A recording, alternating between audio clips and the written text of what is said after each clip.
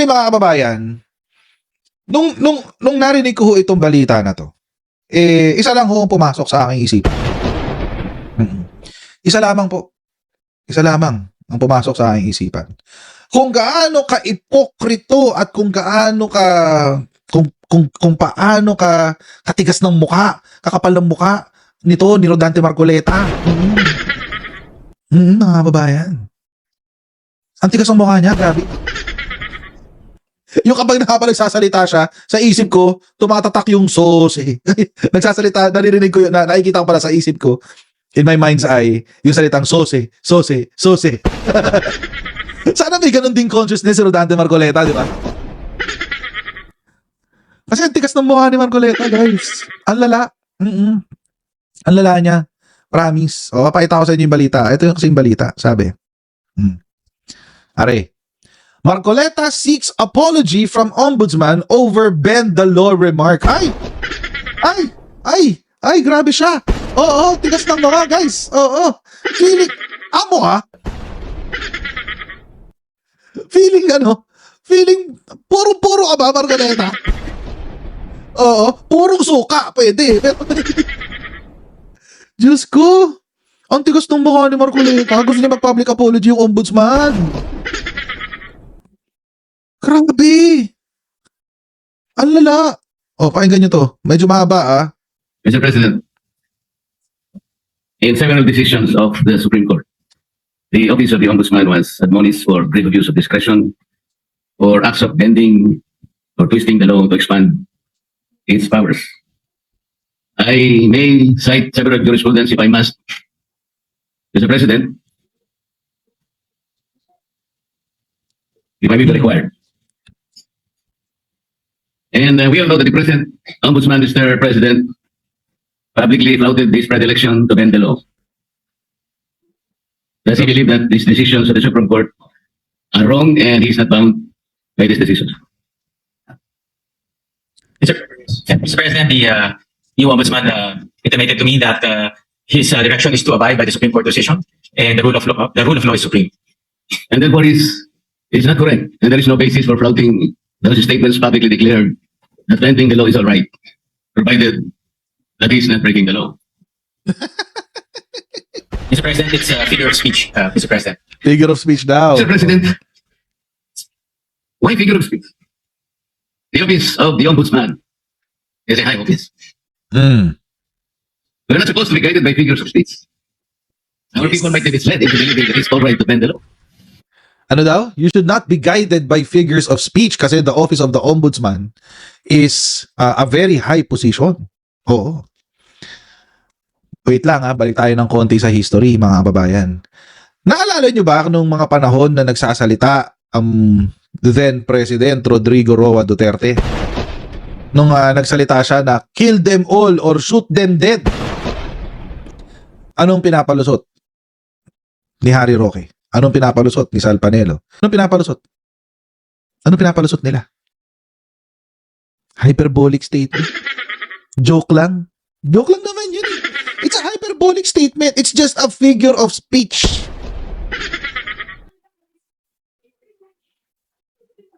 Hindi ba mataas na posisyon ang pagiging presidente? Mataas yun. Mataas na posisyon ang pagiging presidente kasi gumagawa ka ng pulisiya para sa buong bansa.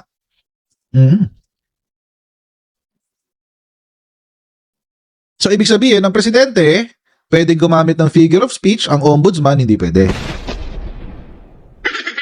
Nakakadiri ka, Rodante Marcoleta.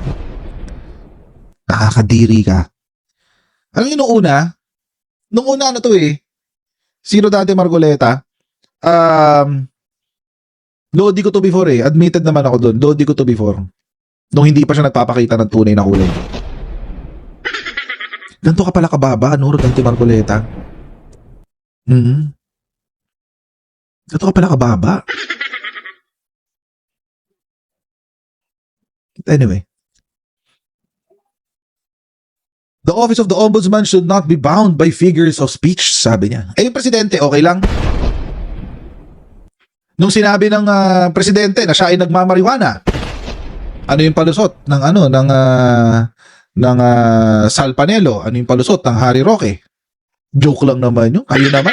Hindi na kayo nasanay kay Rodrigo Duterte. Mahilig talaga siya mag-joke. Nung umamin si Rodante Marcoleta na inaabuso niya ang paggamit ng fentanyl. Oh. Oh, I think this is fentanyl. Anong sinasabi? Nila Rodante, nila Harry Roque. Nila Sal Panelo. Joke lang naman yun. It's a hyperbolic statement. Ano ba naman kayo?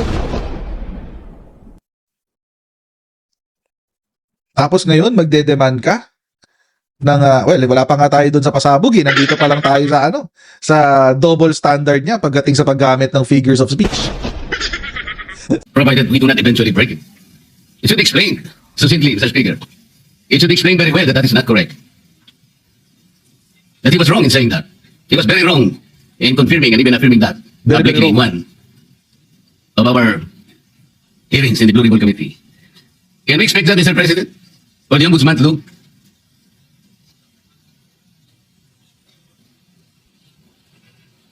1 minute suspension, Mr. President. Suspended Kasi na, to do? Confirming and even affirming that publicly in one of our nag-apologize daw siya. hearings in the Blue Ribbon Committee. Can we expect that, Mr. President? For the Ombudsman to do?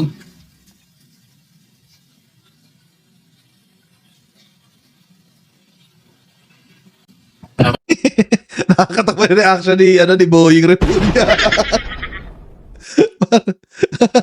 Nakakatawa yung reaction niya, parang natatawa lang siya. Ayan. Asa na ba? Ayan. Nagpunas pa ng labi eh. 1 minute suspension, Mr. President.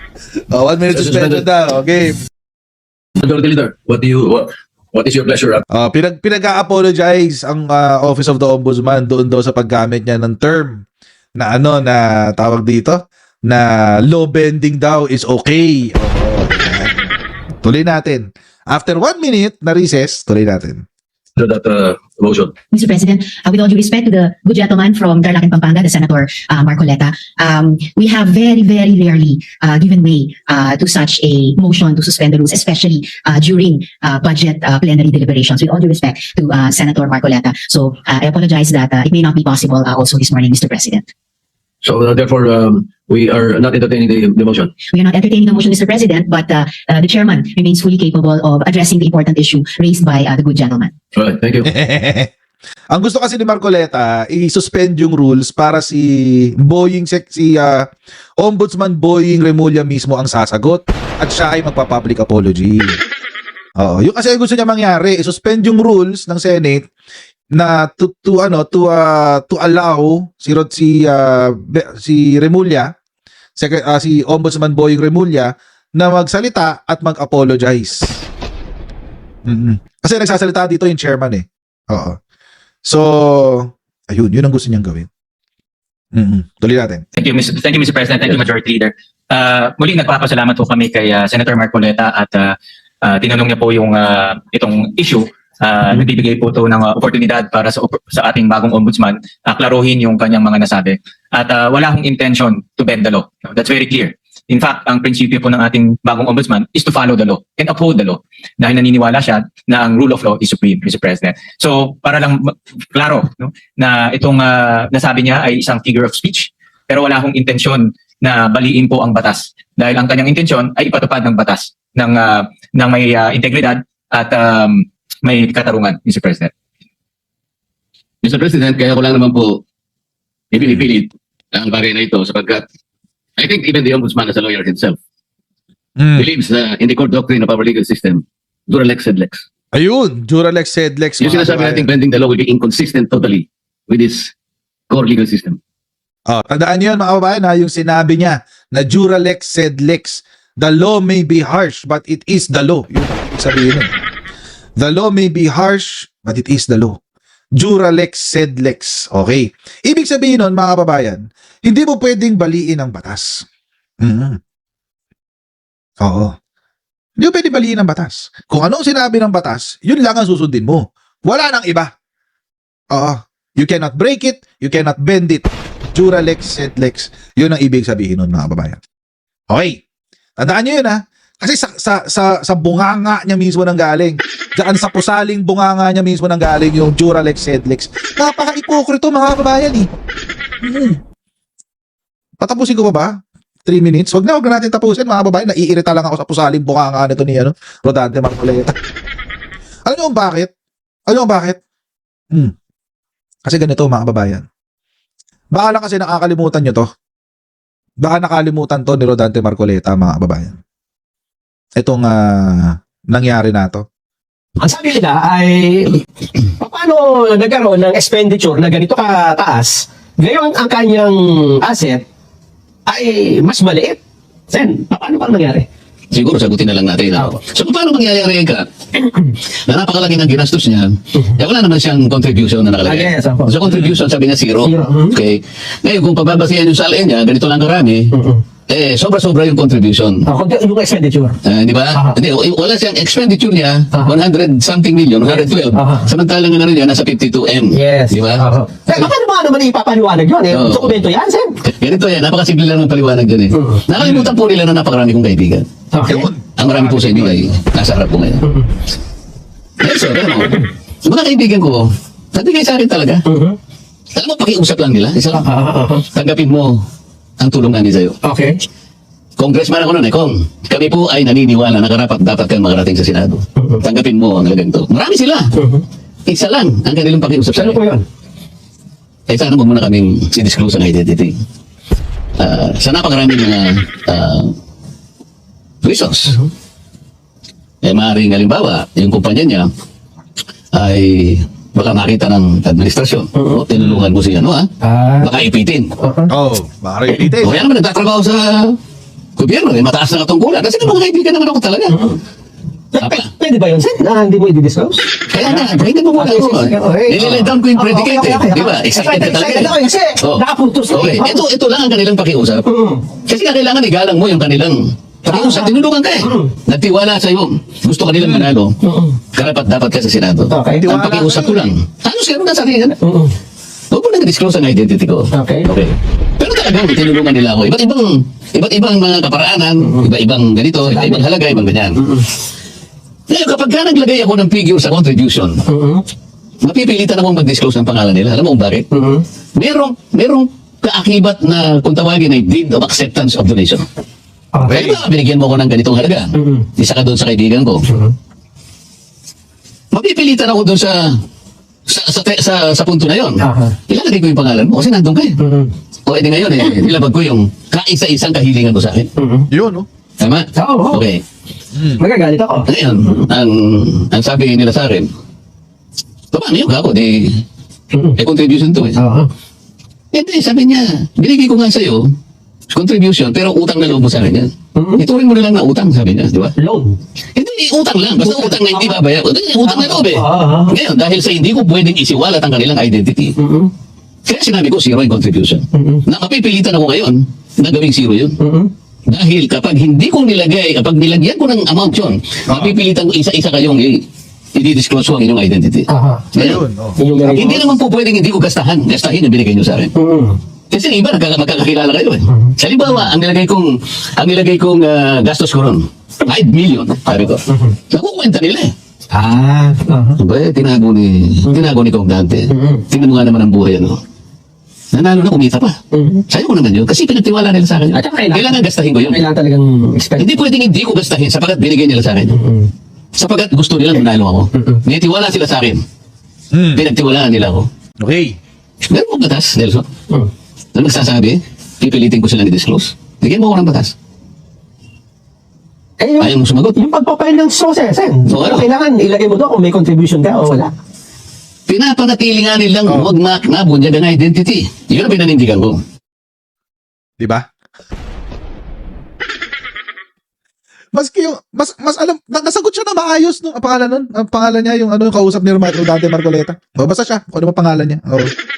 Nasagot siya na maayos eh. Meron bang batas na magsasabi sa'yo? So, diba, tinanong niya yung kasama niya.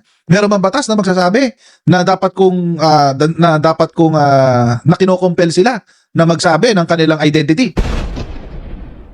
Anong sinabi nung isa? Ay, sa sose, sir, sa sose. So, batas ng sose.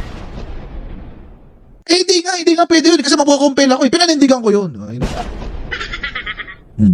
Di puntahan na ngayon natin yung batas. Oo. Puntahan ngayon natin yung batas. Wait lang. Babalik-balikan ko talaga to mga kababayan kasi napaka-ipokrito nitong si Rodante Marcoleta eh. Oo. Ano to Omnibus Election Code o Batas Pambansa bilang 881. Oo. Tapos makikita nyo yan dito, Electoral Contributions and Expenditures. Click nyo lang yan. O pupunta yan sa Electoral Contributions and Expenditures. Comelec website to Comelec website yan. Okay. Ngayon, bababa ka. Baba ka ng konti. Ayan, ito. Punta muna natin yung mga prohibited na mga contributions. So, Section 98 ng Omnibus Election Code. Mga kababayan, wait, bago tayo magpatuloy dito, tatanungin ko muna kayo. Ito ho bang Omnibus Election Code ay isang batas? Isa ho ba itong batas? Batas talaga to, mga kababayan. In fact, itong batas na to, ang sumulat pa nito, mga panahon pa ni Apo Lakay. Itong Omnibus Election Code. Batas to, mga kababayan. Ano sabi ni Rodante Marcoleta? Jura lex sed lex. The law may be harsh but it is the law. Wala kang karapatan na hindi sumunod sa batas. Ano ang sinabi ng ating Omnibus Election Code? Ang tanong, ano ulit tanong ni Rodante Marcoleta, mga kababayan? Ano uli ang tanong? Tinago ni Kong Dante. Tingnan mo nga naman ang buhay, Nanalo na, kumita pa. Sayo ko naman yun. Kasi pinagtiwala nila sa akin. At saka Kailangan gastahin ko yun. Kailangan talagang expect. Hindi pwedeng hindi ko gastahin sapagat binigay nila sa akin. Sapagat gusto nila manalo ako. Nitiwala sila sa akin. Pinagtiwalaan nila ako. Oh! Meron pong batas, Nelson. Ano magsasabi? Pipilitin ko silang i-disclose. Meron daw bang batas na magsasabi, pilitin ko silang mag-disclose? Anong sagot? Meron. Section 98 ng Omnibus Election Code. Jura lex sed lex, mga kababayan. The law may be harsh but it is the law. Walang babali, walang law bending. Kailangan sumunod. Anong sinabi sa Section 98? No person shall make any contribution in any name except his own, nor shall any candidate or treasurer of a political party receive a contribution or enter or record the same in any name other than that of the person by whom it was actually made. Sa Tagalog, kung sino yung nag-contribute, siya dapat ang lalabas na pangalan sa SOSE. Di ba? Hindi lang yan, mga kababayan. Meron pang iba na na-violate. Etong si Rodante Marcoleta. Oo. Ay, nako. Ano pa? Yung mga na-violate.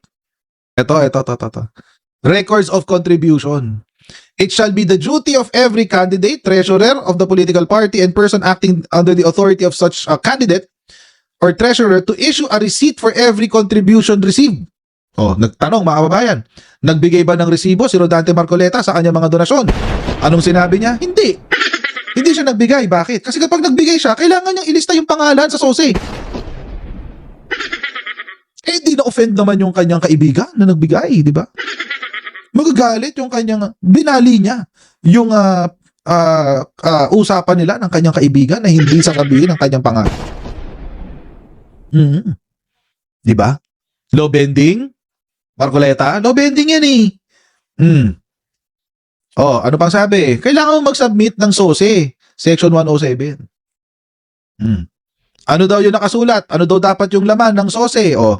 Form and contents of the statement, ng kanyang statement of contributions and expenses or expenditures. Ano sabi? The statement, number 1, shall be, the statement shall be, number 1, in writing. So nakasulat.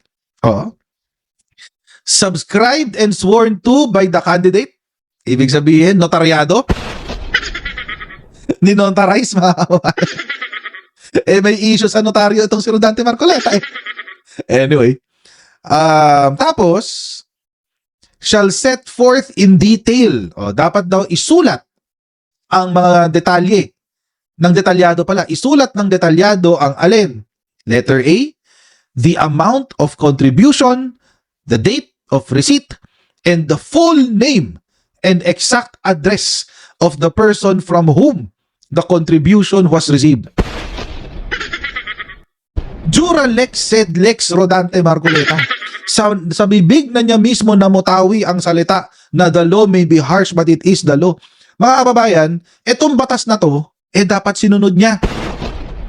Kahit magalit sa kanya ang kanyang mga kaibigan. Bakit? Yun ang batas eh.